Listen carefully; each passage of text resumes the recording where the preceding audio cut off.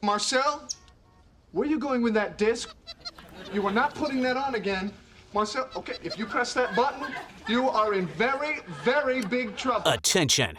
Everybody stop what you're doing. It's time for The Unwritten Rule, a Mizzou sports podcast brought to you by the Believe Network, alongside Payton Haverman and Kenny Van Doren.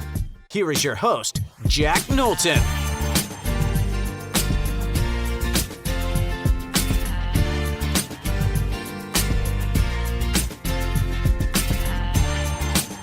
Welcome back to The Unwritten Rule, presented, as always, by FanDuel. Today, I am down. Today is also March 6th.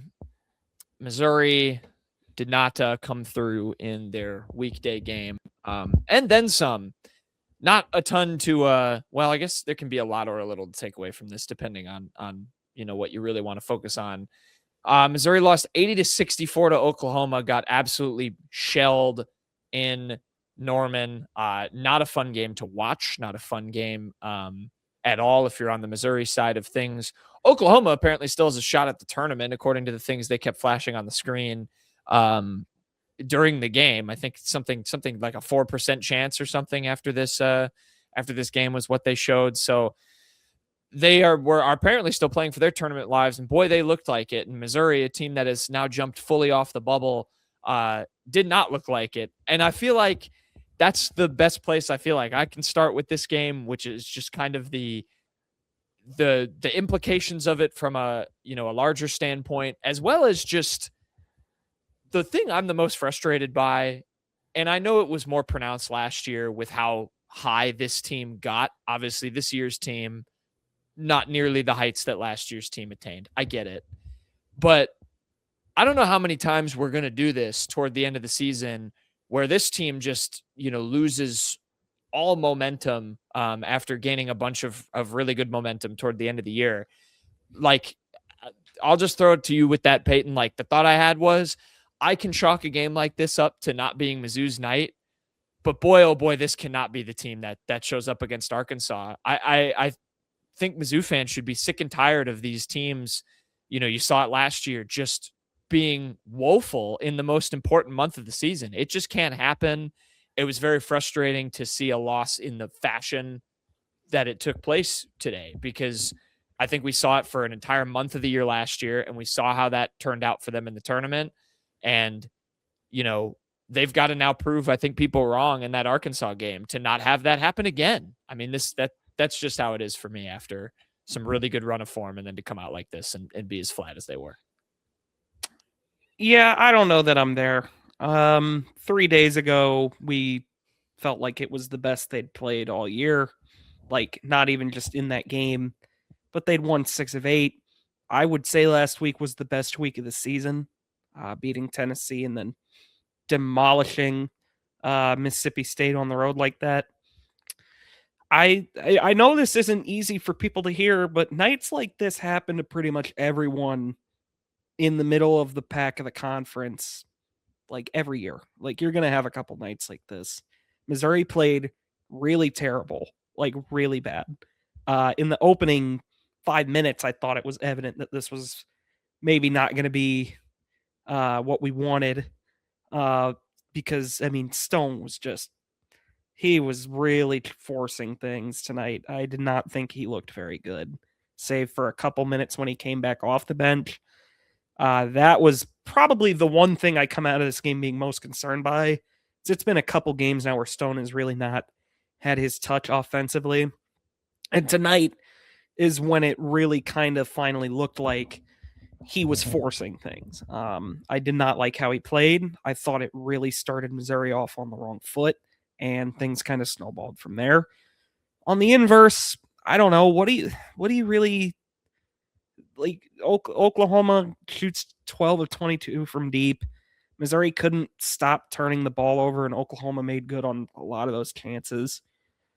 It happens. It really does to me. I'm not that close to panicking.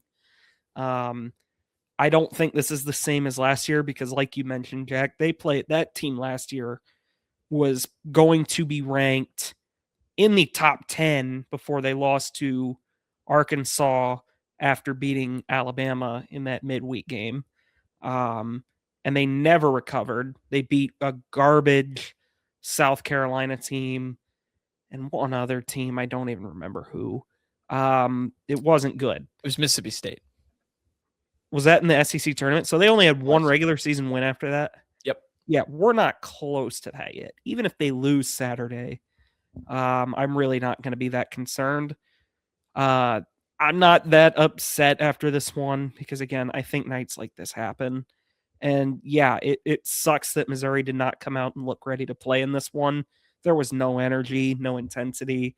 I'm not even going to fault Dennis because he tried. I mean, he called timeouts at logical spots. He was doing everything he could. He was switching guys in to try and get a little energy.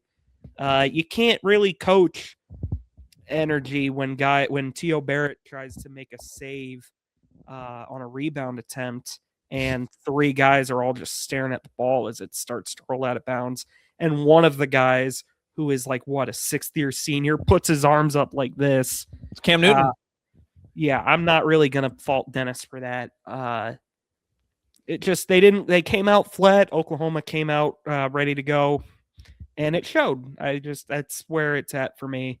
Even if Missouri goes 0-2 this week, I'm not going to panic. It does suck that because I do think this team was capable of they controlled their own destiny for the number 3 seed. Now that's out of their hands. I still think you have a very good chance at a double bye. You need Tennessee to lose to Alabama, I believe, this weekend, and you need to win. I think, and Alabama lost tonight, the night we're recording this, so I'll bet Alabama will not lose 2 in a row. Tennessee already lost to Alabama. Tennessee plays Vandy this weekend. Okay, I mean that's another team that could beat Tennessee. Right now, Tennessee is ahead of Missouri by a game, yeah. By a game, but Missouri has the tiebreaker. Correct. Tennessee. So Missouri's the 5 seed, right? Yes, right now. Okay, so yeah, I mean, really, in essence, all that was lost in this game was your chance at the number 3 seed in the SEC. So go out and see if you can respond on Saturday. Even if you don't, I don't think it's the end of the world.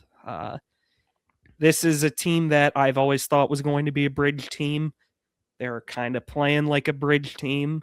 Next year is when I want to really, I have expectations of finishing really high up in the conference.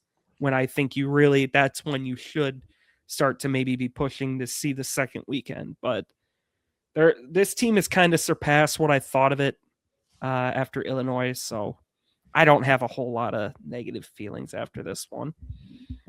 I think it's surpassed our expectations from the beginning of the year, too. This is a team that's solidified probably a spot. I mean, not probably. I think it has in the NCAA tournament. And I think the three of us were, a little bit on the fence about that. This team didn't replace 3-point shooting. It didn't get its guy in replacing Tamar Bates or Caleb Grill. And you were kind of trying to go in the aggregate and trying to, bet on some guys that really didn't have the best performances at their last stops and trying to see if you could, maximize what you can out of those. And I still think this has been a great season for Missouri. I mean, it's easy to say, if this team even won by 2, if it was the same outcome of the last Oklahoma game, we wouldn't be, in the dumps about this. It's just as easy as that to say. And Payton, you might not even bring up the bridge term, if that happened as well. Just if this Mizzou team had edged out a win against Oklahoma, then, not being in control at all and losing this game. What was the highest you guys saw Mizzou coming into today? Was it a 7, an 8? 9. 9. I even saw people pointing. I was like, oh, I don't know if I want Mizzou to be a 9. Kind of hoped that they'd be like a 10 or a little bit lower. And then people are up in arms about this loss. I mean, this is exactly what you wanted, right? At the end of the day, I'm not, going to, get too upset about this. Nothing was falling, of course. I think the funny thing is that both of Mizzou's point guards fouled out of this game in the last 4 minutes. And then Mizzou was on a little bit of a run there. I think it got down to 12 or 11 points was the closest. You lose by 16, but there were definitely opportunities to chip away at the end. Yeah, I think my frustration, it doesn't come from, necessarily a panic because, yeah, certainly the results haven't stacked up in the same way. The expectations were never as high for this team. But again, it was less of what are you laughing at? Jaden Stone was a minus 26. That is really unbelievably bad. Yeah, that is not good. Holy God. And it was apparent too, like right away in the game, he struggled in that first half. Yeah, that's not good. Anyways, back to what you were saying. One, I think with this specifically, it's less of a panic and more, again, I just like this team. Sure, it may have only lost the opportunity at getting a 3 seed, but it was playing for that opportunity coming in and came out with no energy. And I think people have a right to be frustrated by that. And I don't think I will necessarily panic either, but like I said, you can lose if you lose to Arkansas 90-89 in overtime on Saturday, whatever. I don't think we might talk a little bit more frustratedly at the result, but when it boils down to it, that's a pretty good result to get against a quality Arkansas team. But if they come out and lose by 16 and look like this against Arkansas, I will panic and be frustrated by that and worried about their chances in any tournament game. And frankly, like I've always pushed back a little bit against this idea of a bridge team. I think you should have every go of trying to capitalize on the team that you have in front of you, as big of a recruit as coming in next year as Jason Crow is. And I hope that they can build around him and find better success than they have this year. And they do. He gives them the platform to do that. I get it. But I would much rather go into that season knowing that Dennis Gates can stabilize a team in March and not have a similar kind of snowball effect of games, even if it's less than, the 4 or whatever that we had last year, like, and then roll over and just die in the tournament. Like, I get it's not a second weekend team, but this team has won 1 tournament game under his tenure. I'd like to see them go out and give themselves a chance to win another one. And we all saw last year that they didn't do that. They took that chance away from themselves with how bad they played. And so I would like to see, a little bit of momentum, even if it is just a win in the round of 64. And even if you are an 8 or a 9 seed and you get battered by Arizona or whoever it is in the second round, like we're going to be talking a lot better about this bridge team come the off season if that happens versus, if something similar to last year happens in terms of how this team looks on the floor these next, week and a half, 2 weeks. Certainly, if once you're in the dance, you might as well win some games. But even if they don't win a game, like in either of the SEC tournament, like if they lose out, that's going to suck. Yes, I'm not denying that. But I don't really think it's a quote unquote March collapse. This team just won 6 of 8 and they played bad tonight. Yes, yeah, but it's not a March collapse, but what does that tell you about the coach of this team to do this 2 years and to do that 2 years in a row? I don't think it's the same thing as last year. I do not. That team last year, for one, was a lot better than this one. I think they were a much more capable team. And that team, if they lose this week, and then let's say they do what they did in the SEC tournament last year, let's go 1-1.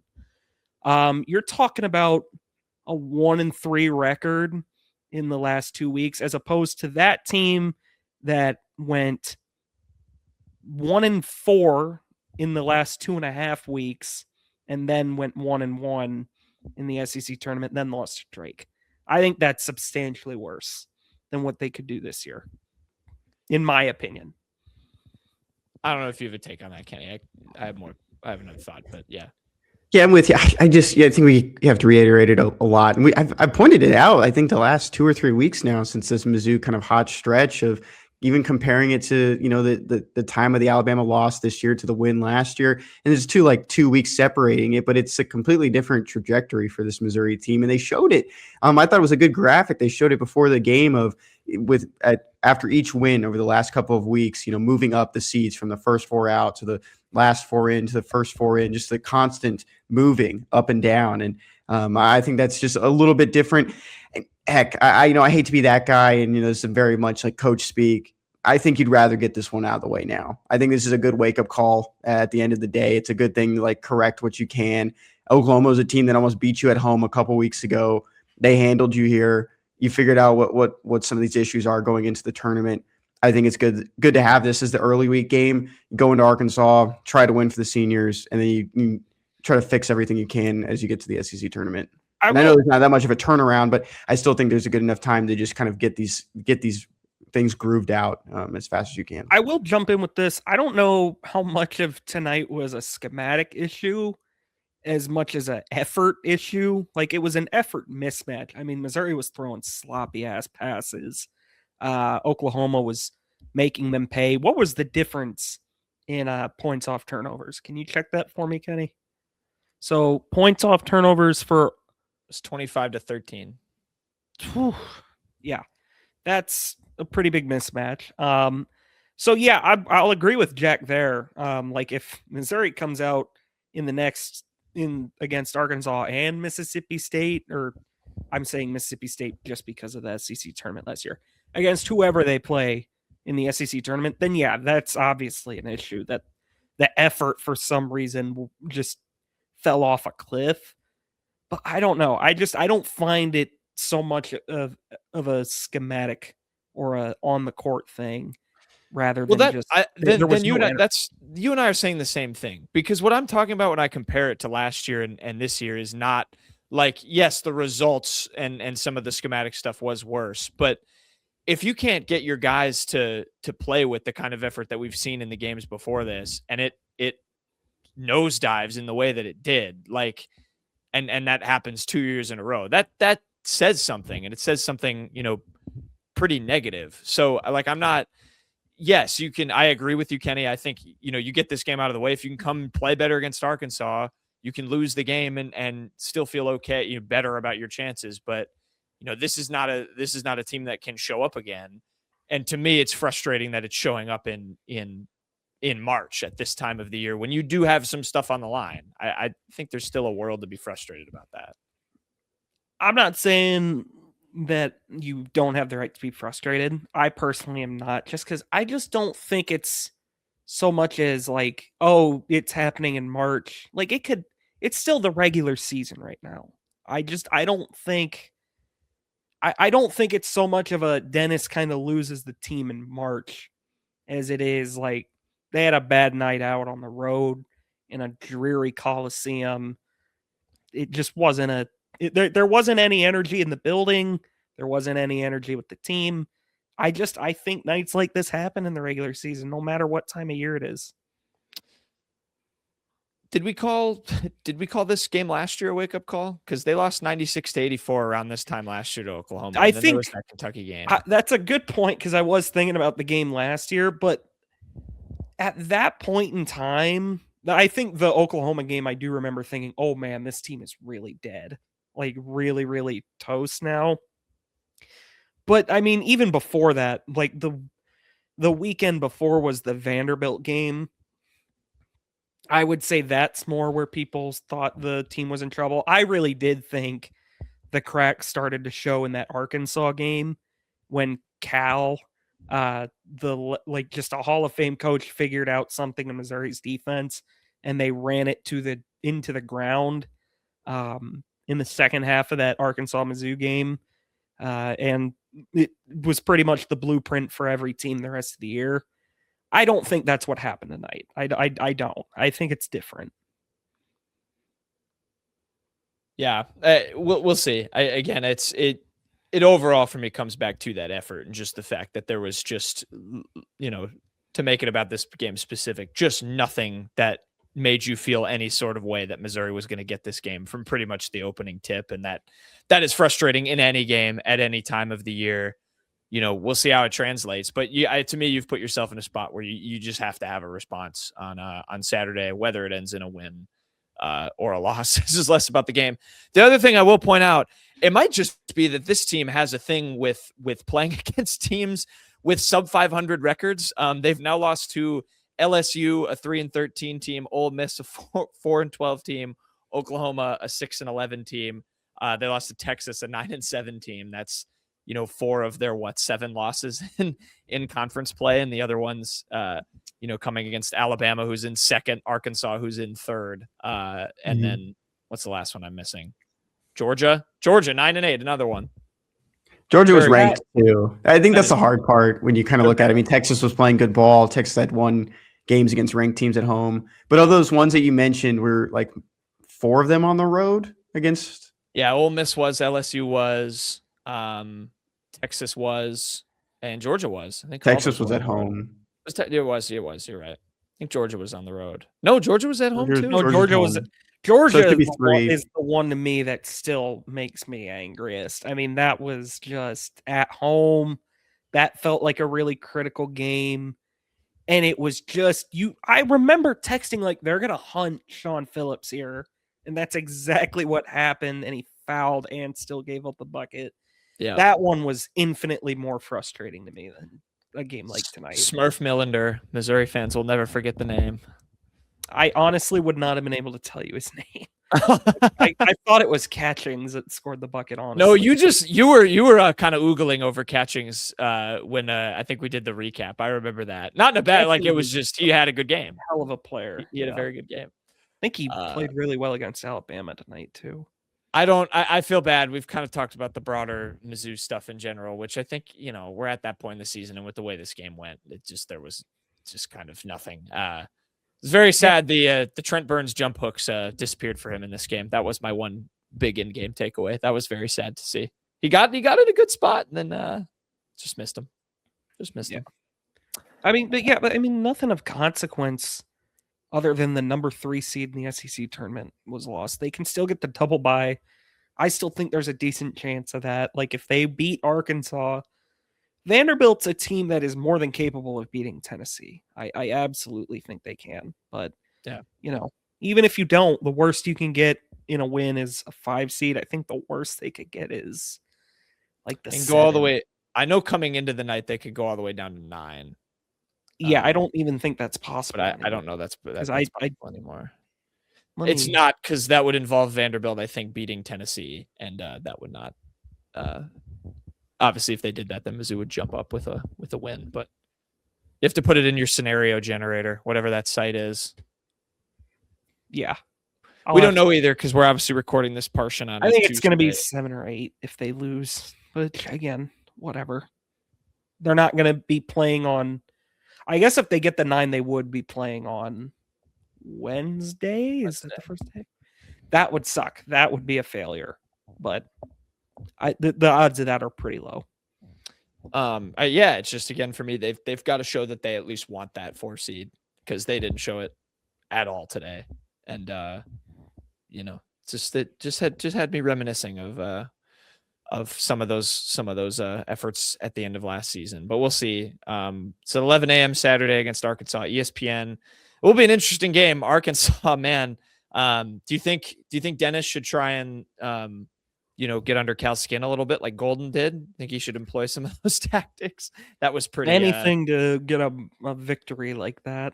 That I think was going to be my headline on Sunday, and I think I changed it. But that was wild. Yeah, they play Texas. Arkansas does on Wednesday, so we don't know the result of that. But that, of course, will happen before the game on Saturday.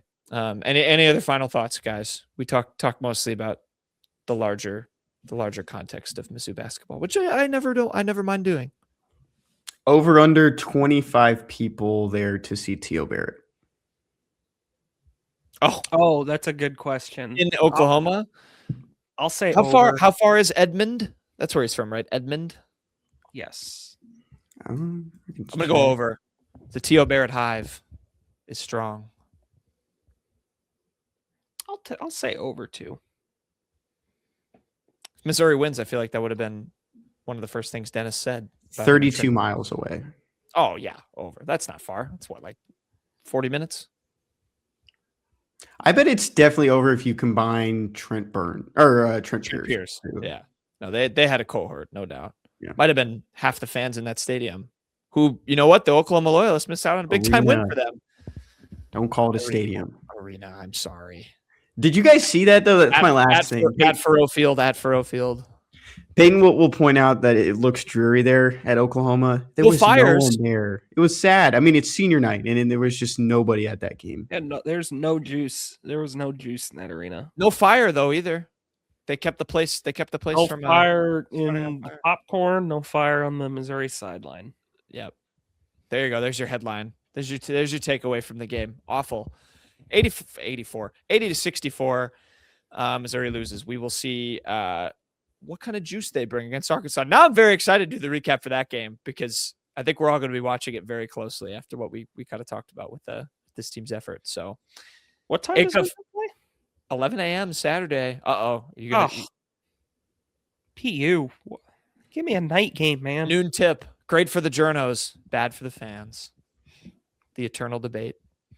Bring back 8 p.m. mandatory 8 p.m. tips. Did I see right? Auburn tipped at 9 today. I think I did see that.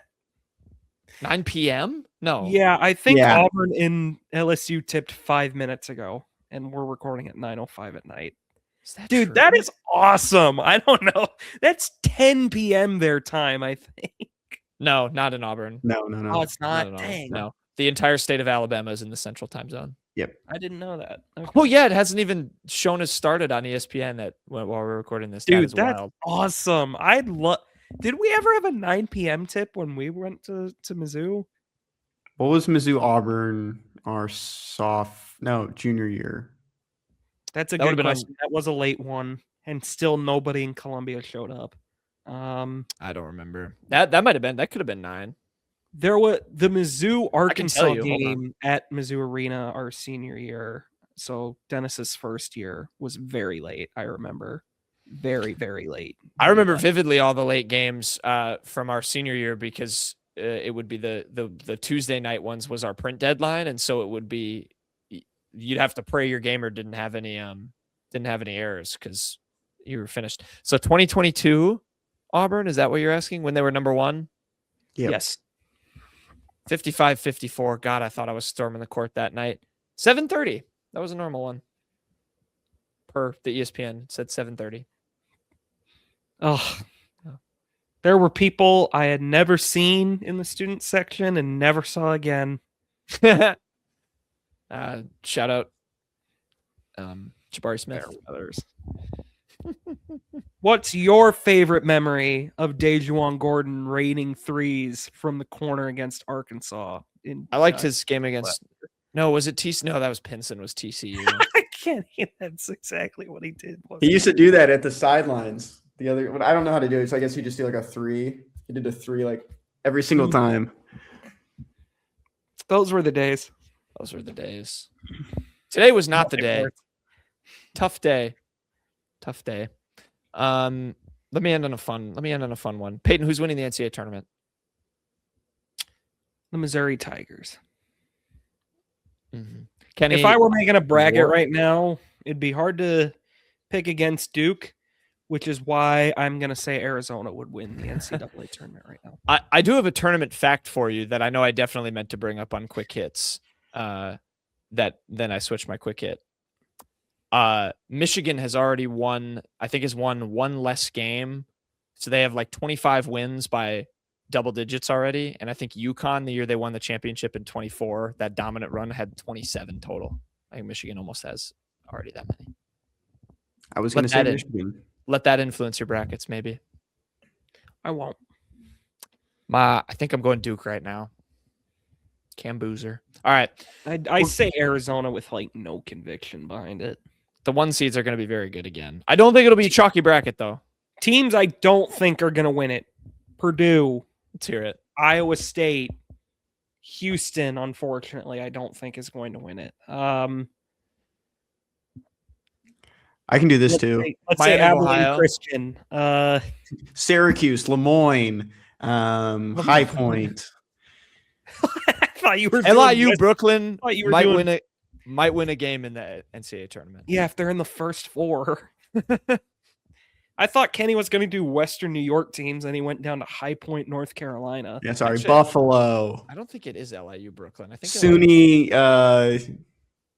I don't know. Skinny Atlas. What? Yeah, it's I a don't city think in New York. Bellarmine's going all the way. Didn't Bellarmine lose by 50 Yeah. today? That was women's Or basketball. 70? That was women's.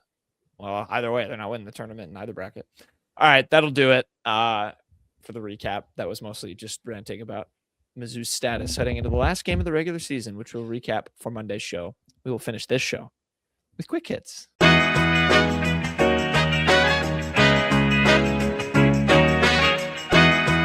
Okay, quick hits time. Shout out to Heidelberg. No free ads. No free ads. Quick hits time. We'll finish up the show. Jersey of the week, Mr. Kenny. Whom is your jersey of the week? Whomst? Take a long toke from a cigarette. Another former Missouri player could be playing for the New York Jets in the near future. This one comes from that all day. I was not. I actually just came up with it. That was good. Ryan Fowler reported this on Wednesday. The New York Jets are expected to host Missouri linebacker Khalil Jacobs for a 30 visit. Additionally, he has individual meetings set up with the Panthers, Packers, 49ers, Colts, Cardinals, and Giants. Pro day for Missouri is March 20th. That's the day after spring football ends for the Tigers. A lot of those guys will be going on spring break following that as well for the ones that are still at the program. I think this is fun, especially if Brady Cook and Armand Membu are both the team next year. Of course, this does not mean Khalil Jacobs will be a Jet, but having the Jets tied to Mizzou even further, I think is pretty fun, especially Steve Wilkes. That was the last guy to leave. And then before him was Harrison Mevis. Very nice. You also got the Packers in there, another team. Got Tyron Hopper with them. Yeah, let's play that game. Everyone name a former Mizzou player on those teams. So we'll go Patriots, Payton. Marcus Bryant. 49ers, Jack. There's one. Oh shit. Defensive Come lineman. on. There is one. Oh, I had Spanish class with them. Jordan Elliott. Yes. Correct. Peyton Colts. Why am I blanking on his name? Jalen Carles. Correct. Cardinals, Jack. Darius Robinson. All right, and I don't think there's anyone on the Giants right now, so that wouldn't work. Wait. No, I mean I did this every day. Drew Lock Oh, was there there once last year. I do share an alma mater with someone on the Giants. Not Mizzou. Why don't we move on? Wauwatosa East, huh? Peyton, yeah, shout out Marcus Bowe, left tackle. Peyton, jersey. My jersey of the week is going to be Mark Mitchell. He was named SEC Player of the Week after averaging 20 points a game against Tennessee and Mississippi State last week. Missouri then lost to Oklahoma, as we talked about earlier. But it was the first time Missouri had gotten the Player of the Week honors. Yeah, I didn't even really put that together, that they had just never managed to snag that award. But I guess I forgot the awards existed. Yeah, I've just never we've strayed so far from award show season, but we're gonna be right back there with the end of basketball. It doesn't get as insane as football does pre and post season, but good for Mark Mitchell. Congrats on winning SEC Player of the Week. My jersey of the week is going to be several of them.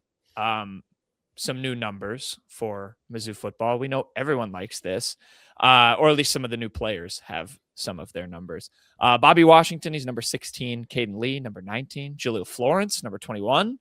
Elijah Dotson, number 22. Zayshawn. Did we go Zayshawn or Zyshawn? Did we figure that out when he transferred? I think it's Zay would be my guess. Really? I thought it was Zay. Oh, two. That's 2 for Zay, 1 for Zay. Kenny would know better. All right, we'll go Zayshawn. Zayshawn Very Edwards. nice guy. Talked to him once. Very nice. Very nice. And you text him and say we don't want to butcher your name. Number 24, Jaden McGregory is number 28, and Josh Adkins number 54. Some new ones. Any others? Kenny? I don't know if I missed any. There were a couple of number swaps last week at the start of spring practice. I guess the one that will stand out to some people is Nicholas Rodriguez is no longer 20. He's number 5. It's going to be one that's probably going to be a little bit different for That's people. fire. I heard Dayton Hopkins was 10. Yeah, he went from 92 to 10. That's a big jump. I Oof. think that's a better than 92. I Especially disagree. for kind of a lean a lean defensive end edge rusher. I think it's also screwed up now. There used to be a uniformity to this. a code. Yeah, right. No I didn't honor. say none of us played. Every receiver used to be in the 80s. My one takeaway, though, is I think it's really good or neat that Jaden McGregory is the first freshman to turn his number. I've been saying this just on the board or to other people. I think he's going to be someone on the two deep or just on the depth chart in some capacity this next year. I even wouldn't be surprised if he burns his red shirt pretty fast, just being a special teamer. I think he's poised to kind of be like Trajan Greco, where he's going to play when he can play. Exciting, very exciting. I like no cap, and he's the main bird. On to the Shawnee's Main Birds of the Week. We've got more awards. Kenny, who's your Shawnee's Main? This is a better award. We're talking about, we forget about these awards. SEC Community Service Team Honors goes to Trent Pierce. We've seen some people pointed out before how good of a teammate Trent Pierce is and what he's done in the community. One of my favorite ones is when the broadcast mentioned it in a recent game, I think maybe a month or two ago, kind of pulling Anthony Robinson aside from basketball, going out to eat, just trying to remove him from the basketball sphere and get things back under control. And I think he's had a pretty good season probably since that time as he's trying to put back together what his sophomore year was. Just all around, Trent Pierce just seems like a good beacon for this team. And I know the Tigers will do everything to keep him, for that senior year and do everything they can to keep him healthy and give him that full year that he deserves to. Well said. Trent Pierce, great guy. This is I just pulled from what he did to earn the spot on the community service team. Volunteered and worked in Columbia with the Boys and Girls Club, Adopt a Family, the Food Bank for Central and Northeast Missouri, worked at the Children's Hospital and the Veterans Hospital, volunteered on a bunch of campus clinics, helped at a couple of elementary schools. Just representing the program well out in the community. Good guy, Trent Pierce. Good player, Trent Pierce. Payton, who's your main bird of the week? My main bird of the week is going to be take your pick. There's plenty of birds in here. Let's go with Logan Jones. Okay, Kenny's highlighting Dylan Tyneman, the safety from Oregon. Quack. This is Lance Zerline's mock draft after the combine. Were there any? Yeah, Zion Young, 19th overall to the Panthers here. Bears picking a safety, by the way, at 20. No, thank you.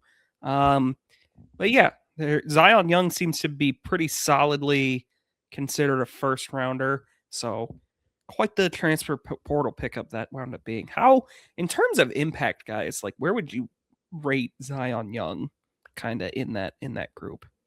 Like he kind of seems to be top 5 most successful transfer of transfers. Yeah, maybe the best. Gosh, the tough part of that is like with Hardy's ceiling next year and like what he maybe accomplishes.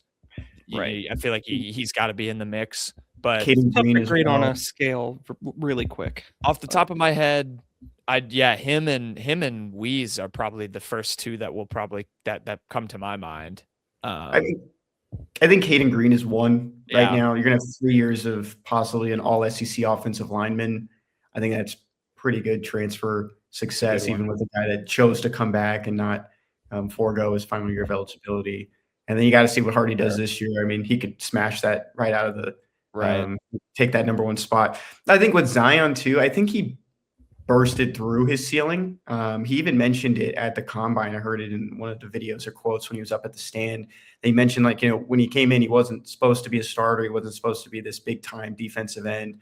I think when we talk about replacing Johnny Walker in the aggregate, Zion Young had such a massive season that it feels like we kind of undersold it almost. He beat a lot of the odds and beat a lot of the expectations that I think some people set for him and became that captain. And I think, that Auburn game is going to stick with a lot of people for a long time just on what Zion Young did in his 2 years at Mizzou. It's telling how good a transfer is if if he becomes a pro and the further you get away from his college days, you forget that he played for a previous college. And I feel like you could get there with Zion Young. That's Michigan State. That's a good threshold for me. Well, I do that with the guy I've done that this year with liking the Seahawks is AJ Barner. AJ Barner was an Indiana transfer And I feel like people only remember him as Michigan. And so now I'm just judging that as a criteria of player if they were good at the. I think there's a better one at on the Seahawks in Kenneth Walker. I don't think a lot of people know that he went to Wake Forest. You're right. I did not know that, actually. I don't think are you making that up? You guys didn't know that? He transferred from Wake That's funny Forest. if you're making that up. I'm not making it up. I'm pretty sure unless you guys both went quiet there and kind of stared at me. He did. Yeah. Oh my God. Okay, I can't lie. I didn't know that either. Good job. Wow. Deep cut Kenny. No, I totally only associate him with Michigan State. That is a far better example because he was a Doak Walker winner. And so there you go. Michigan State, you have your guy. You don't need Zion Young. It's fine. It's fine. Anyway, we've detracted off the main bird. My main bird of the week is going to be former Louisiana Monroe Warhawk bird, Ahmad Hardy, who's a dad. Very exciting. He tweeted his post, "Welcome Ahmad Hardy Jr." with the heart, and a nice post. So, he's got now some horses to train, and he's got a young jockey to train. Maybe to pass down the hobby and maybe the skills at running back too. But very exciting for Ahmad Hardy. I was this brought a smile to my face when I saw this. Certainly hope Elijah Drinkwitz is monitoring. He could really use a scholarship offer, I think. Instant offer, Ahmad Hardy Jr. I did see there was I think there was a kid that was born that was like 13 pounds or something, and there was the classic, like everyone was making the graphic of like every school's offered. Always funny. Yeah, someone took Landon Williams Callis, who's a running back in Texas at Randall, and it said these are the offers on the table for this 13-pound baby, and the baby was wearing like 4-month-old clothes. Like yeah. It was like clothes already for a 6-month-old or whatever. Yeah, that's wild. But yes, congrats Ahmad Hardy. I hope he's enjoying being a father, and so it's smart to plan it for spring. Be a little chaotic. You'd have in the fall time be a little bit of a wild ride for him there. But yeah, very very fun for Ahmad Hardy. Best thing you learned, Payton? Best thing I learned this week: Grace Slaughter was named a second-team All-SEC teamer. Of course, the Mizzou women's basketball team did also have their season come to an end this week after losing in the first round of the SEC tournament. I'm assuming they're not going to get an NIT bid or anything, but first season in the books for Kelly Harper. They went 16-16. There was some definite growth, I think, but I don't think people realize just how bad a situation she was stepping into. I think she did a great job. They kind of got figured out by the end of the year. They didn't have Jordana Reisma, their only true post player, for like the last bit of games, which really, really hurt them. But overall, I think it was a pretty successful year one for them. So you look at it on paper and it's like, they lost the last 6 games of the year, which does, it is a bummer, and you're right, probably goes to the injury and also getting figured out a little bit. 4 of those games were against ranked teams, and 3 of them were Oklahoma, who's a top 10 team, South Carolina, who was number 3 at the time, and LSU, who was number 7 at the time. So they did get thrown kind of to the wolves at the end of the year, and you want to be playing your best basketball by that point. But when you're dealing with injuries on top of the kind of quality that's sort of all over the SEC, that makes it tough. But yeah, you have another offseason now to really put your stamp on the program. And I think the expectations rightfully will be higher next year, depending on what you can pull in. But we'll see where it goes for Mizzou women's basketball. Yes, Kenny, or are you saying your best thing you learned? Yeah, I did my best thing I learned. If you saw my emotion, if you're looking at I got an email and I was pretty excited. So I did get my certificate for this. I'll point out real quick, I didn't mention it earlier. My bird connection for Trent Pierce. He started high school basketball at Union in Tulsa, Oklahoma. Union is the Red Hawks. So this was really cool. Payton pointed it out today, sent me it probably like right around noon. Name a squirrel for Mizzou Giving Date, March 11th to the 12th. Make a $25 donation to the Mizzou Botanic Gardens. And you you'll get to officially name a campus squirrel and receive a personalized certificate with your squirrel's name. Payton and I went halvesies on this. He sent it to me. He did not think. I didn't think he was going to go for it. Yeah, I want to hear Peyton's side of this, actually. I know it's your best thing, Kenny, but the fact that he didn't think you were going to do this and you did it. Oh, yeah. I sent it to Kenny as a total joke. Like, hey, you want in on this? And I was actually interested because I think I've gone on record. I'll say it till I fall over and die. Like, Mizzou is like the prettiest campus I have ever been on. It is my favorite campus in the world. So I was actually like kind of in, like, I would have like $25 to kind of keep it looking nice. And you get your own squirrel in quotes. Like, why not? And I sent it to Kenny kind of as a joke, but he was like down. And Kenny very quickly, by the way, came up with the name for the squirrel, Jack. The name of our squirrel is Javon Pickett. That's great. Good homage. Wait, Good homage to Mr. Pickett. I got the certificate. That's why I lit up in the last. Do you have it? Did you really? I got to see this. Yeah, I let Kenny sign up for it because he came up with the name. Oh man, it's not. It won't let me save it. I got to download it real quick. Yeah, so great name. Go ahead, Kenny. Yeah, that was just the first one that came to mind. I didn't really think about anything else. I don't know. I was like, I don't know if it was like a hunger thing or like I was just kind of just sitting there. I was just like, yeah, let's go for it. Like I just wasn't even thinking, but I thought this was awesome. There's not an actual squirrel on it. There's two versions. That is awesome. I love that. The best part is that there's a box you can check where you can tell the person that you named a squirrel after them. Javon Pickett's still with us. And I thought maybe if I like put his Twitter handle in there, maybe they'll tell him. I mean, they could probably reach Javon Pickett better than we can, but it didn't work. I just decided not to do it. No, I think to the blue guy. I think it would be funnier that if Javon Pickett maybe happens to stumble across this on the internet one day. That is. Should I tweet acknowledges it? That Javon acknowledges Why not that tweet Javon it? Pickett. I think it's funny. I think it's an honor. That is. I think it is. I think it's cool.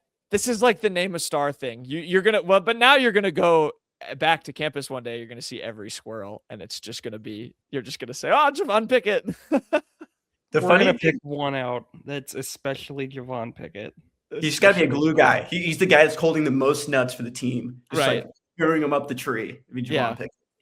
Yeah, he's the helper. You know, the most unselfish, flashy, but he does a lot really well. The most unselfish squirrel in the bunch. What do you call it? I don't know what you call it. Yeah. All right, should I post it? Squirrels. Why not? Why wouldn't you? It's. I got two versions. I have this one, and then there's a landscape one. That is. What? Well, what? Who cares? You can upload either one. It doesn't matter. All right, I'm posting it. Quite something. It's the same content? Yeah, it was just like one was like less millibytes. Yeah, why would you debate that so much? Oh man, I love it. I do want a photo, like even if they just went outside and took a photo, of one of the squirrels. I do kind of want that, and I can just pretend that's our Javon Pickett. Oh, that's good. That's pretty funny.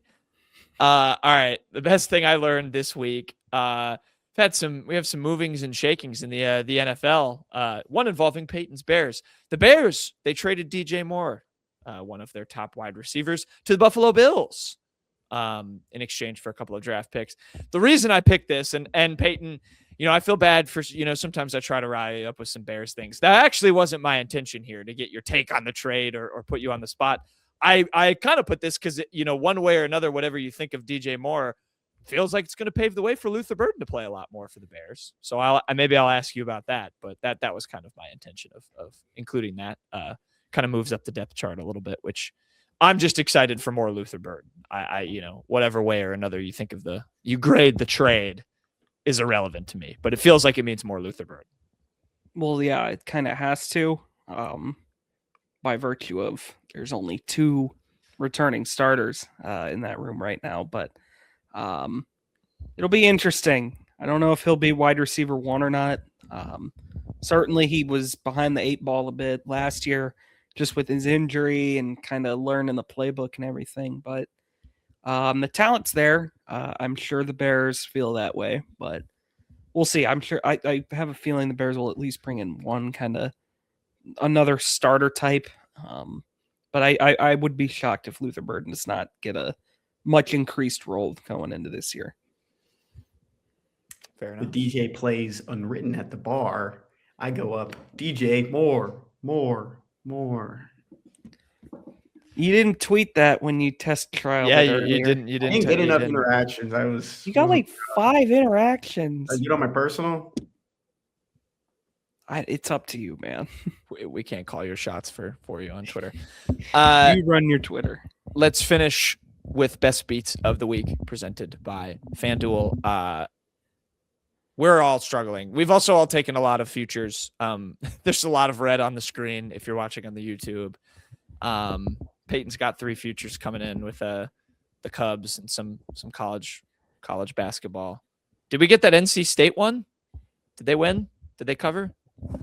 Oh no! Did you? Football. Is that football? That is football. That's an NC State football one. I apologize. Peyton, would you Kenny like to just share? got some emails. Would you like to share your beat first? Yes, I will share my beat first.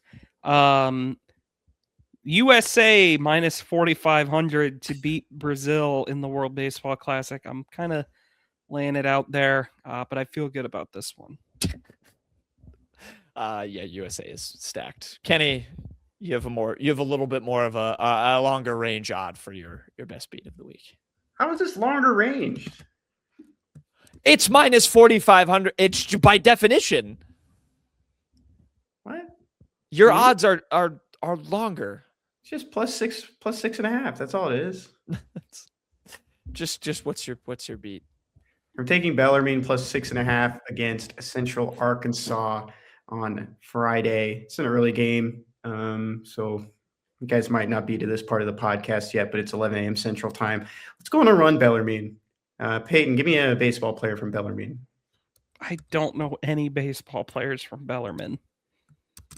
Can you tell me where Bellarmine is on a map? Louisville, Kentucky. Wow.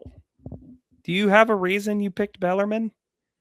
Someone sent something in a group chat yesterday about Bellarmine. Brandon Fatt went there. There you go, Peyton. Sure. Oh, I didn't know that. Good one. I'm also doing college basketball for my best beat of the week. I've got a little bit of future. I'm going all in the Southland Conference. I'm in full mid-major basketball analysis mode for these conference tournaments.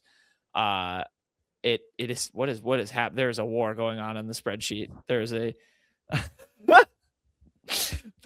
battle. Peyton, you can't argue with this Miami of Ohio one. You took them. You insisted upon it. Nope. And we did it for you. It's not Didn't defunct. It's not Why don't defunct. you talk about Stephen F. Austin? I am all in on Stephen F. Austin plus 165 to win the Southland Conference and represent them in the NCAA tournament. I'm taking them. Go Lumberjacks. Got a good team. I think they're better than McNeese. Will Wade's not there anymore. I think they got that guy Amir Khan back, but I'm still going with the Lumberjacks. Okay, let's wrap up the show. Peyton, you got your joke of the week. That's enough of best beats. I'm ashamed you're not taking UTRGV in the Southland. UTRGV. I get we have a connection there. Their metrics are horrible. I'm sorry. Yeah, that's fair. Yeah, I'll go ahead and tell a joke. This one comes from our favorite TV series of Today's Show. If you can't tell, I didn't have one ready. They're also still fighting on the dock. I can see. What do you call a shoe made out of a banana? A Peel?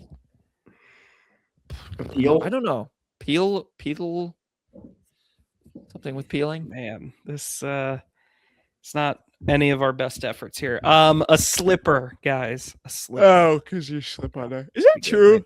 Have you guys ever slipped on a banana peel? No, I haven't ever. You used to throw them at your car sometimes, Jack. People who didn't like me. Tornadoes. 2018 ALCS moment of the week. We're going to go with game 4, bottom of the first inning. Rick Porcello on the mound for the Boston Red Sox, who Quiet. notably very deservingly won a AL Cy Young over Justin Verlander. And Kate Upton, Justin Verlander's wife, reacted very well to it. So bottom of the first, the Astros are already down 2-0. The Red Sox scored 2 in the top of the frame. Rick Porcello has a fastball that gets hammered the opposite way by 2017 MVP. Some say not deservingly so. I will not weigh in on that. He hammers it the opposite way. It appears to be a home run over Mookie Betts, just over the outstretched glove of Mookie Betts in right field. Ties the game up at 2. They go to the monitor or the review. They don't have a monitor on the field. And it's overturned. They call fan interference, an infamous call. Wow. Mookie Betts is saved from having that happen. And the Astros go on to lose this game 8-6. They lose by those 2 runs that they lost out on. So there you go. Heartbreaking. 2018 ALCS moment of the week. There's plenty more I can choose from this series, but I don't think I'll keep doing this one. You got to test drive these segments. Well done. All right. Thank you, everybody, for watching and listening. We hope you enjoyed the program. As always, thank you for subscribing, giving us a follow on the old Spotify, Apple Podcasts, all that stuff. Comment stuff. We will recap Mizzou's final regular season game in men's basketball for Monday's show. So stay tuned. Until then, we'll see you next time.